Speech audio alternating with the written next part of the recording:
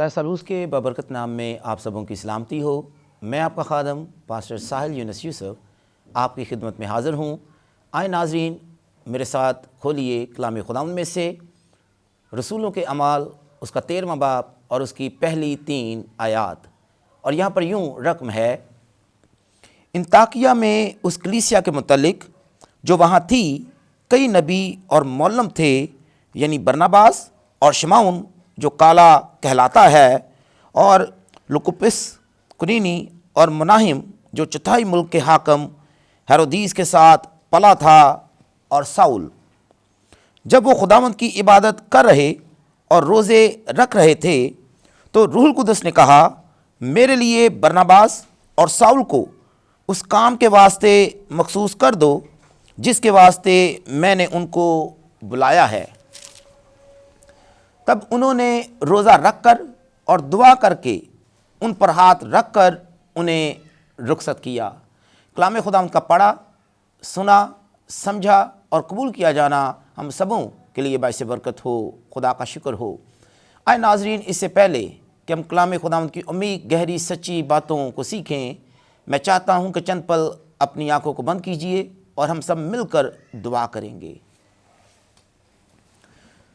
خداوند پاک خدا، تیرے بیٹے یسوع کے نام میں تیری شکر گزاری، تیری تعریف اور تیری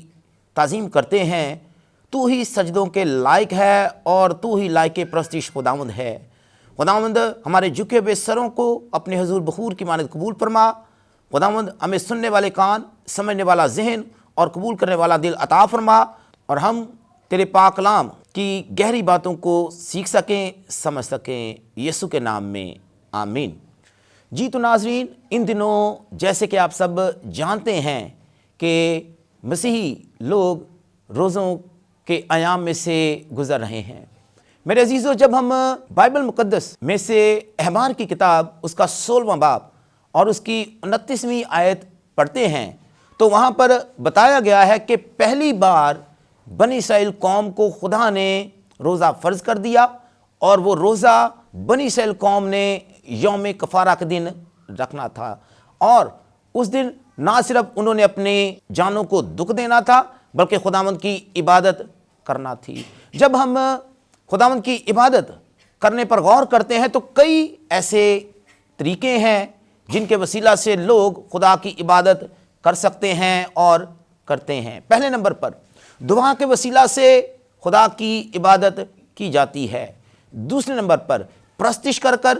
حمد و ثنا کر کر، خدا کے حضور زبور اور گیت گا کر خداوند کی عبادت کی جاتی ہے۔ تیسرے نمبر پر خرائط کر کر، یعنی خداوند کے نام پر لوگوں کی مدد کر کر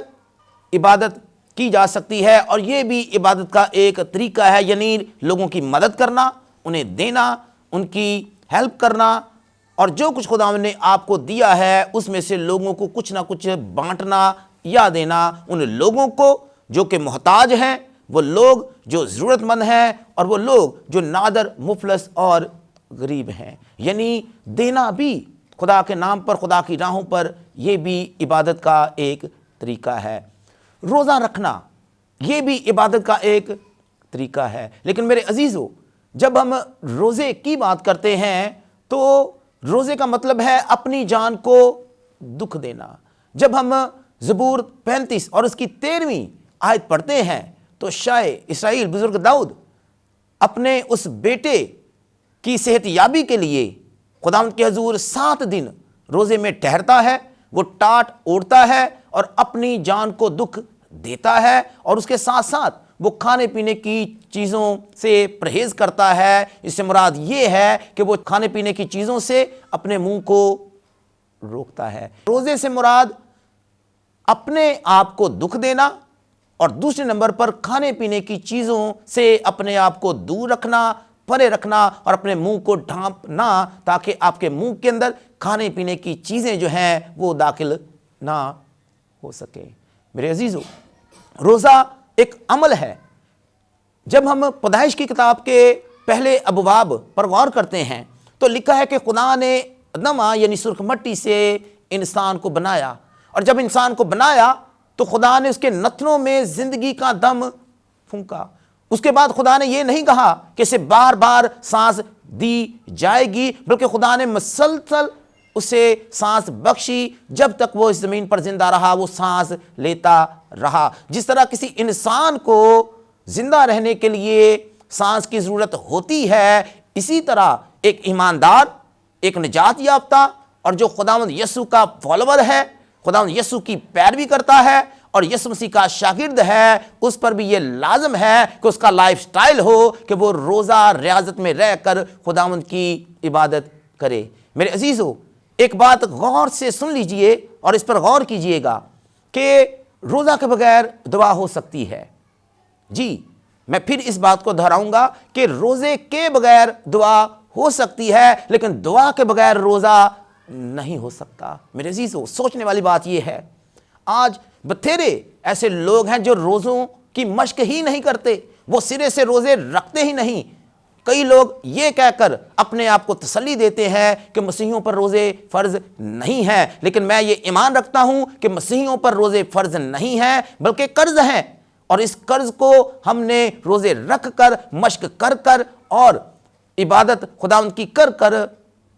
اتارنا ہے۔ میرے عزیزو، ایک ایماندار پر یہ فرض بنتا ہے کہ وہ اپنی روحانی ترقی کے لیے روزہ رکھے، اور صرف روزہ ہی نہ رکھے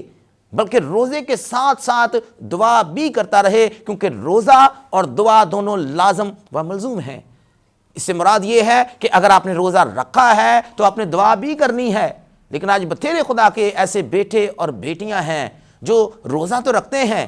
لیکن وہ دعا نہیں کرتے، یا روزہ اگر انہوں نے رکھ لیا، اپنی جان کو دکھ دے لیا، شاید وہ خاکسار بھی بن گئے، شاید وہ فروتن بھی بن گئے، وہ حلیم بھی بن گئے اور وہ عاجز بھی بن گئے، لیکن انہوں نے دعا میں وقت نہیں گزارا۔ روزہ رکھنے سے مراد یہ ہے کہ آپ دعا میں زیادہ سے زیادہ وقت گزاریں، کیونکہ اگر آپ نے روزہ رکھا ہے اور آپ نے دعا میں وقت گزارا ہی نہیں، یا آپ نے خداوند کے ساتھ وقت گزارا ہی نہیں، یا آپ نے خدا کے کلام کو پڑھا ہی نہیں، تو یہ روزہ نہیں ہے بلکہ یہ فاقہ کشی ہے، یہ بھوک ہڑتال ہے۔ میرے عزیزو، ایماندار کی زندگی میں دعا اور روزہ بے حد زیادہ اہمیت رکھتا ہے، کیونکہ اگر کوئی ایماندار خداوند کی قربت میں اور زیادہ بڑھنا چاہتا ہے، اگر کوئی ایماندار خداوند کے ساتھ اور گہرے طور پر پیوستہ ہونا چاہتا ہے تو اسے دعا اور روزہ کے وسیلہ سے خداوند کی عبادت کرنی ہوگی۔ میرے عزیزو، کئی ایسے لوگ ہیں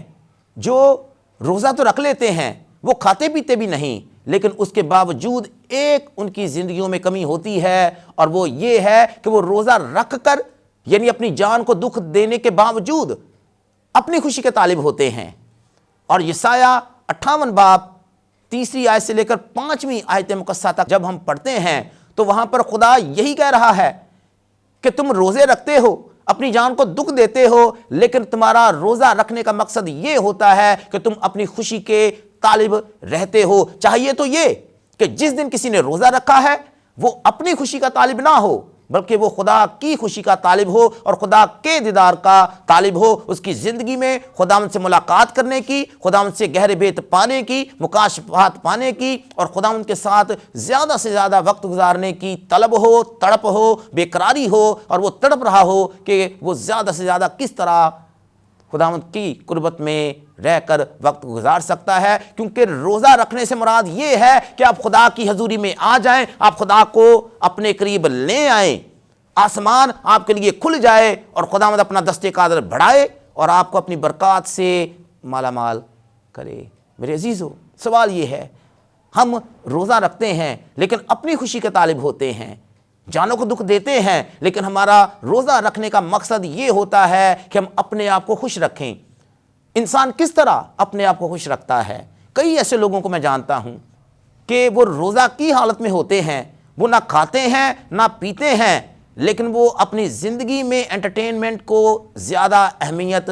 دیتے ہیں۔ مثال کے طور پر کسی نے روزہ رکھا ہوا ہے، نہ وہ کچھ کھا رہا ہے نہ کچھ پی رہا ہے، لیکن وہ سو کر یا ادھر ادھر کے کام کاج کر کر روزہ کی حالت میں رہ رہا ہے، اور شام کے وقت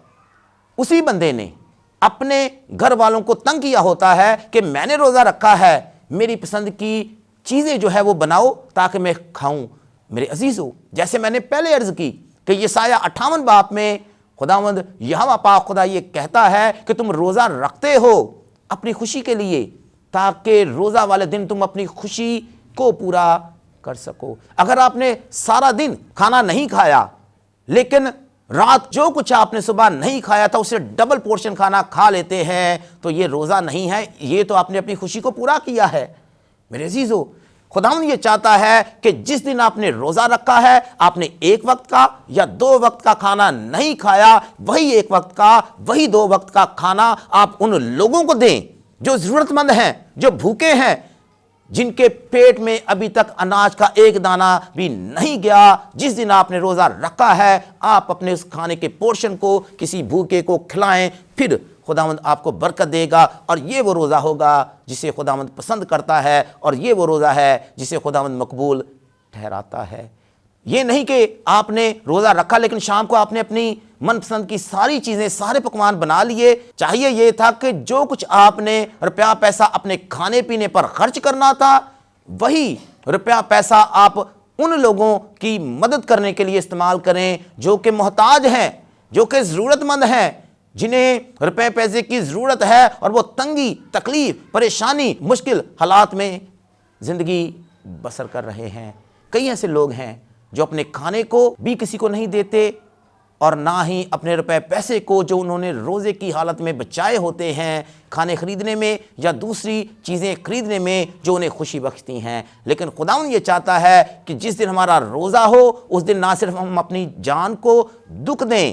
بلکہ ہمارا لائف سٹائل مختلف ہو جائے، اور ہر وہ ایماندار جو خداوند یسوع مسیح پر ایمان رکھتا ہے اس سے اپنی خوشی نہیں بلکہ دوسروں کی خوشی کا خیال کرنا ہے۔ یہ وہ روزہ ہے جو خداوند چاہتا ہے۔ میرے عزیزو، سوال یہ ہے، آج ہمارے چگرد بتھیرے ایسے لوگ ہیں جو لوگوں کو دیکھ کر روزے رکھتے ہیں، نہ روزہ رکھنے کا کوئی مقصد، نہ ہی کسی غرض سے روزہ رکھنا ہے، اور نہ ہی انہوں نے خداوند کی مرضی کے مطابق روزہ رکھنا ہے۔ میرے عزیزو، میں آپ کی توجہ مقدس متی کی انجیل اس کے 4 باب کی جانب لگوانا چاہتا ہوں۔ لکھا ہے کہ روح القدس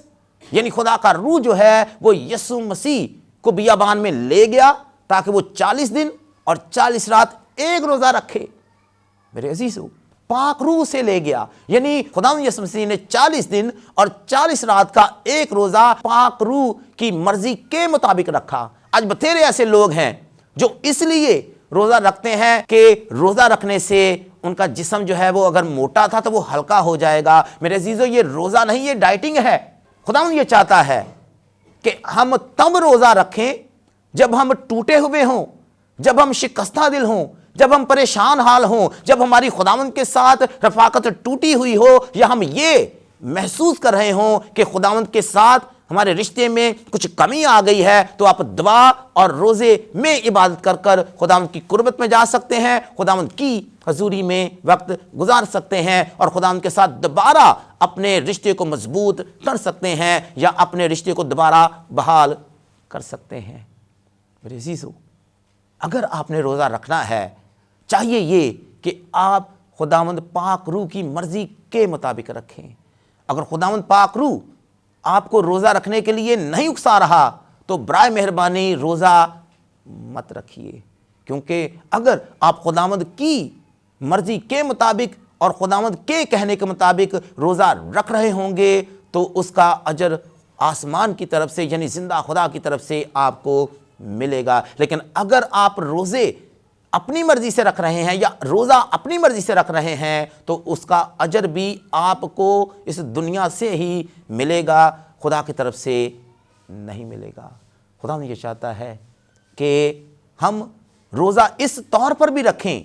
کہ اگر ہم نے اپنے چرچ کے اندر کوئی نیا پروجیکٹ سٹارٹ کرنا ہے، کوئی نیا کام شروع کرنا ہے، تب ہم روزہ رکھیں اور خداوند سے رہنمائی مانگیں۔ میرے عزیزو، اعمال 13 باب میں ہم نے پڑھا کہ کلیسیا جو ہے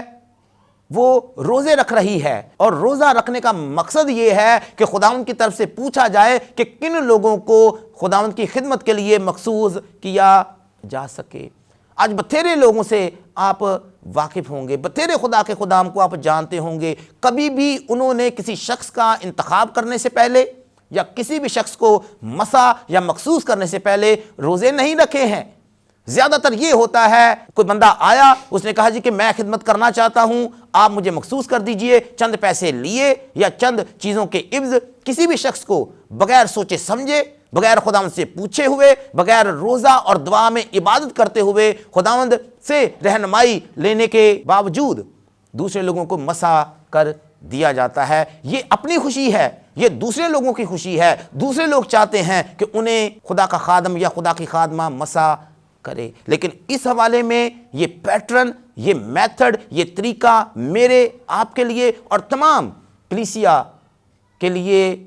مشعل راہ ہے۔ خداوند اس میسج کے وسیلہ سے مجھے اور آپ کو یہ سکھا رہا ہے کہ اگر ہم نے کسی کو مخصوص کرنا ہے، اگر ہم نے کوئی کام شروع کرنا ہے، ہمیں روزے اور دعا میں ٹھہر کر، خداوند کے ساتھ وقت گزار کر، خداوند کی مرضی کو جان کر پھر کوئی نیا کام شروع کرنا ہے یا کسی کو مخصوص کرنا ہے۔ میرے عزیزو، ہمیں لوگوں کو خوش نہیں کرنا، ہمیں اپنے آپ کو خوش نہیں کرنا، بلکہ ہمیں اپنے جذبات کو خداوند پاک روح کے کنٹرول کے نیچے لے کر آنا ہے، کیونکہ جو لوگ جذباتی ہو کر روزے رکھتے ہیں انہیں اجر انہی کی طرف سے ملے گا یا لوگوں کی طرف سے ملے گا، انہیں خداوند کی طرف سے اجر نہیں ملے گا۔ بتھیرے لوگ اسی پیٹرن کے تحت روزے رکھتے ہیں کہ جی ہمارے چرچ کے اندر پادری صاحب روزے رکھ رہے ہیں، ہم بھی روزے رکھنا شروع کر دیتے ہیں۔ وہ خدا سے نہیں پوچھتے، لیکن خداوند یسوع مسیح کے روزے رکھنے کا طریقہ یہ تھا کہ خداوند یسوع مسیح نے پاک روح کی مرضی کے مطابق